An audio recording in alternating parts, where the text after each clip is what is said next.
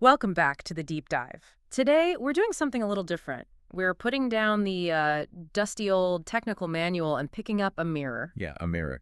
Because we're diving deep into the surprisingly counterintuitive secrets of performance, mastery, and all those psychological walls that, hold us back. And our source material for this is the foundational text, The Inner Game of Tennis. This is a deep dive for anyone who's ever studied something exhaustively, a language, a presentation, a piece of code, or, yes, a tennis stroke. Right. Only to find that when the pressure hits, your hands get sweaty, your thoughts just start racing, and you completely choke. Okay, let's unpack this immediately because the core thesis here is just brilliant. It says every game, whether it's on a court or in a boardroom, it has two parts. First, there's the outer game. That's the obvious one. It's you against the external world, the opponent, the physical technique. And then there's the critical and I think often neglected inner game. Completely neglected. And it takes place entirely inside your own mind. The inner game is played against these mental obstacles like self-doubt, anxiety, nervousness, lapses in concentration. And the most destructive one of all. Oh, absolutely. Self-condemnation. And the author argues that you just cannot achieve true mastery or even genuine satisfaction in any field without paying serious attention to those inner skills. Which brings us right to that common frustration, the paradox that kicks this whole thing off. It's the universal complaint, isn't it? It's not that I don't know what to do. It's that I don't do what I know. Exactly. You practice that perfect golf swing in an empty field, but the moment you step onto the first tee with your boss watching, your body tightens up and poof, the swing is just gone. You're fighting yourself more than the opposition. So if the moment we try to use conscious control, all that fluidity just vanishes, we have to start by diagnosing the problem. What exactly is this mechanism of interference? It's what the book calls the interference of overtrying. We've all seen traditional coaching, right? The eager professional analyzes every single shot a student, let's call him Mr. Wheel, hits. Yeah, and tells him 6 things he should do. And 16 things he shouldn't do. Mr. Wheel leaves that lesson with his mind just churning, completely paralyzed by the sheer volume of verbal instruction. The research on this is stunning because it proves that bombarding the mind with commands doesn't just slow you down, it actively makes performance worse. It does. They found that giving verbal instruction to a conscientious student sometimes actually decreased the probability of the desired correction happening. That's incredible. Think about Dorothy in the book. She was given a simple, low-pressure instruction. Lift her follow-through. And what did she do? She tried with every fiber of her being. The determined frown, the tension in the forearm. Exactly. Yeah. Which made the exact fluidity required for the correction completely impossible. And when the pro says, just relax, don't try so hard, that's the most useless instruction ever because she doesn't know how to relax on command. Her internal reality is like too damn much. Right. Conscious, deliberate trying produces muscle tension and awkwardness. Yeah. So what's the hack then? If words fail, what actually works? The answer is in this incredible counterexample of a guy named Paul, a total beginner. The instructor decided to skip all the verbal explanations. Instead, he just hit 10 perfect forehands and asked Paul to simply observe the image. So Paul's brain, not burdened by any commands, just absorbed the whole thing. It absorbed the whole stroke with natural fluidity, and he swung almost perfectly. Except for one thing. He forgot to move his feet. Because the one thing he was told to do. The one single element of the stroke he actually tried to remember, the one instruction he was given, was the one thing he didn't do. But the rest of this complex movement, which he just watched, he nailed it instantly. It's such a profound lesson, isn't it? I mean, images are better than words, showing is better than telling, and critically, too much instruction is just way worse than none. Because when you stop thinking about how to do it, that's when you tap into that peak state athletes call playing out of your mind. The hot streak, or the unconscious flow. In that state, you are highly aware of the environment, the ball, the court, the feedback, but you are not aware of giving yourself internal instructions. You are conscious, but you're not thinking. And we have immediate proof of how bad thinking is. The infamous George Gambit. Oh, this is great. If your opponent's on a hot streak, you just ask them as you switch sides, say, George, what are you doing differently today that's making your forehand so accurate? And they always take the bait. 95% of the time. As soon as George starts thinking about how he's swinging, telling you about his wrist or whatever. His streak just ends. Instantly. He loses all timing and fluidity because he's activated the conscious mind to try and control it. So if the physical act of trying and thinking is what sabotages us, we have to figure out who exactly is doing the trying and the sabotaging. Right, which means we have to dive into the foundational concept of the inner game, the two selves. This is the core psychological model. Let's define them. First, self Mhm. one. Self one is the conscious, intellectual ego mind.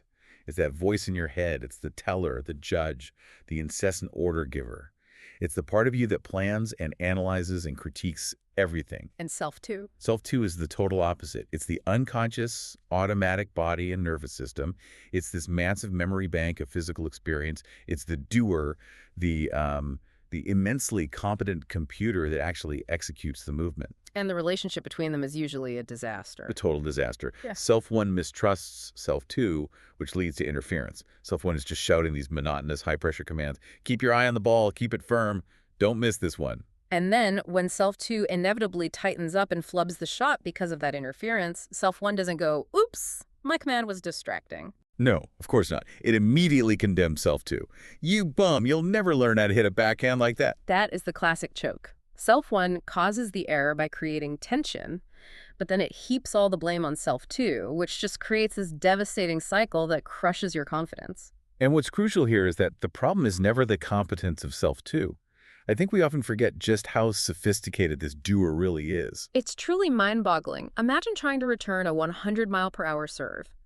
In under a second, self two has to calculate the ball's initial velocity, its spin, the exact trajectory. And then constantly refine muscle orders in your hand, your shoulder, your legs to hit a tiny little spot on the court, all in, what, 1 second? It's a feat of real-time physics and muscle memory that no computer we have can match with that kind of speed and versatility. The problem isn't the operating system. It's the neurotic user constantly mashing the wrong keys. That distinction between self one's tensing, judgmental, trying hard, and self two's necessary, fluid effort, it's illustrated perfectly by the case of Joan. Right, Joan. So initially, she was hitting 8 out of 10 tennis balls on the wooden frame of her racket. She was obviously trying way too hard. So when she deliberately tried with all her mental focus to hit the center of the strings, she improved a little bit. She only hit 6 on the wood. But here's where it gets really interesting.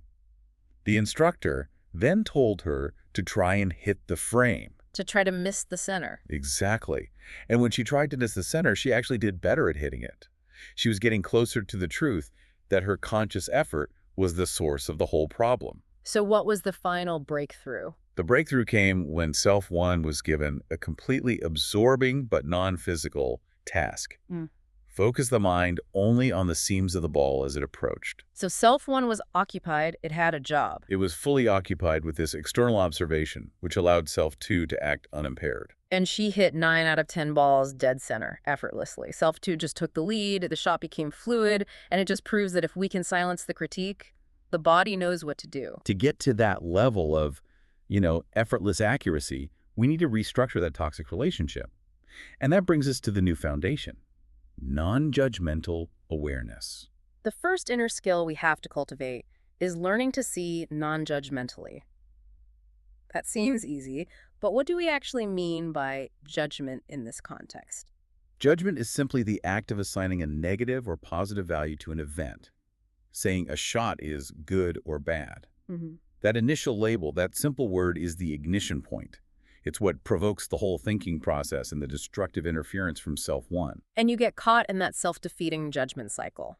You hit a less than perfect serve, you label it a lousy serve, which instantly triggers self one's analysis. I need to move my wrist like this. Right, which leads to trying hard and tension, which guarantees the next shot will also be poor, which results in these negative evaluations like, I just have a terrible backhand. And those negative generalizations become self-fulfilling prophecies. If you're constantly telling yourself you have a terrible backhand, you are essentially hypnotizing self two into performing terribly. So letting go of judgment doesn't mean ignoring errors, right? I mean, if half my presentations are bombing, I can't just blissfully ignore that. Oh, absolutely not. Yeah. Non-judgmental awareness just sees the event as it is, without the emotional charge.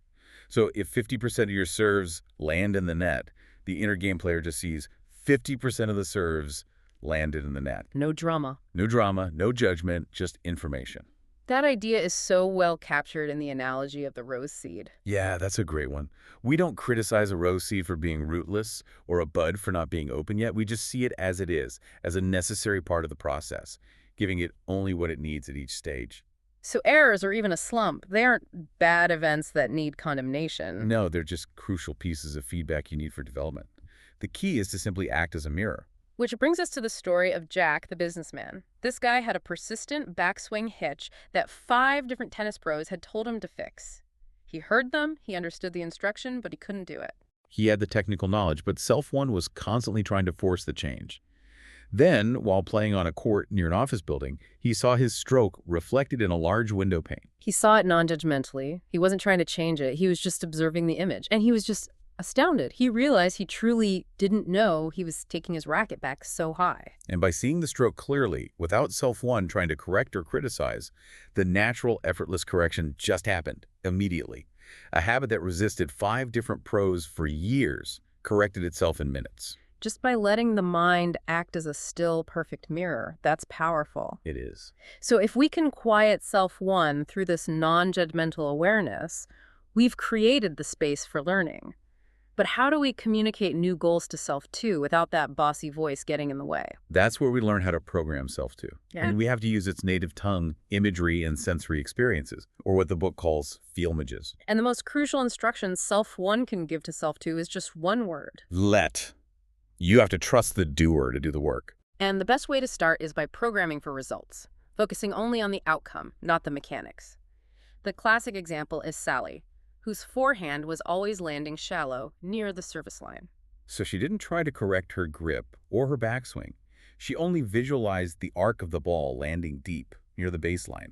She just kept that simple, visual goal in her mind. And what happened? Self-Two instantly translated that visual goal into physical action. It automatically made all the necessary subtle stroke corrections, a lower backswing, a flatter follow-through, a quicker weight transfer to achieve that visual goal. She was just delighted, right? She said, I didn't make any conscious changes. I just imagined the ball passing 2 feet over the net and landing near the baseline, and it did. That's Self-Two functioning perfectly. It corrects the means to achieve the visualized end. But sometimes you do need to program a specific mechanical change, especially if you're stuck in a really ingrained bad habit. How do we do programming for form without being bossy? You still use visual and kinesthetic images, so you might hold the racket in the correct follow-through position, or do slow-motion swings, focusing purely on the feel of the new motion. And what's the critical safety step? You can't forget this. Crucially, after you program the image or the feel, Self-One has to step back and let it happen. If you try to consciously force that new wrist snap, you engage Self-One, you tighten the muscles, and all the fluidity is gone. You just program the goal and then trust. And finally, there's programming by identity, which is just brilliant for breaking out of a slump.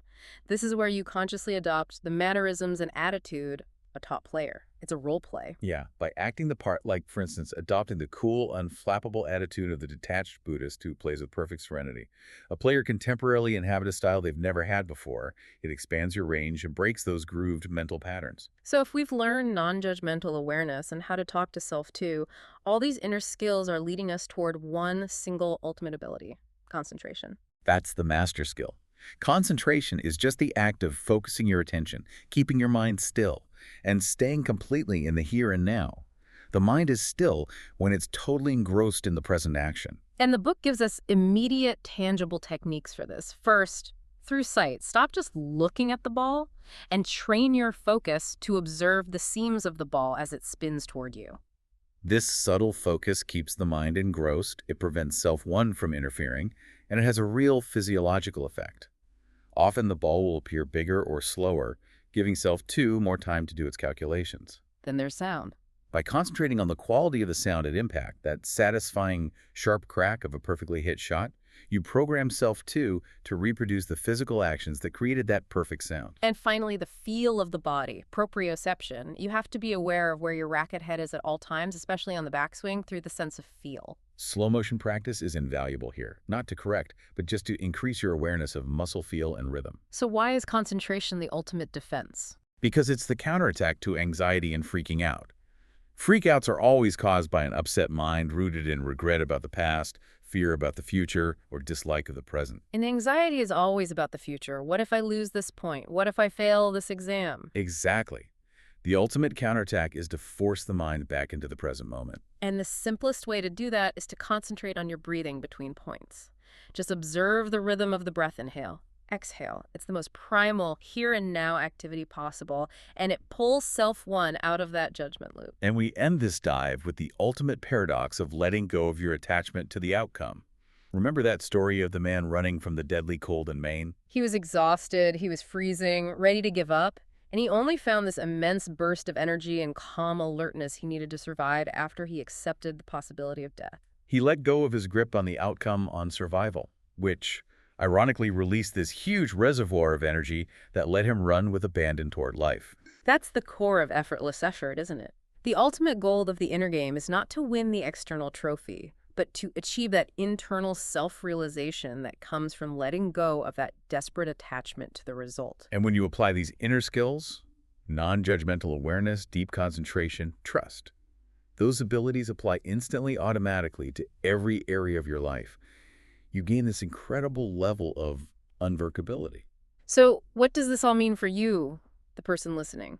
The crucial shift, I think, is realizing that the ultimate value of any competition or challenge or new skill, it doesn't actually lie in defeating an opponent or getting a perfect score. No, it lies in the obstacles that opponent or that challenge provides, because those obstacles are what force you to draw out your maximum effort and your true potential. In that light, true competition becomes identical with true cooperation. Exactly. You stop learning concentration to improve your tennis, and instead you use tennis to improve your concentration.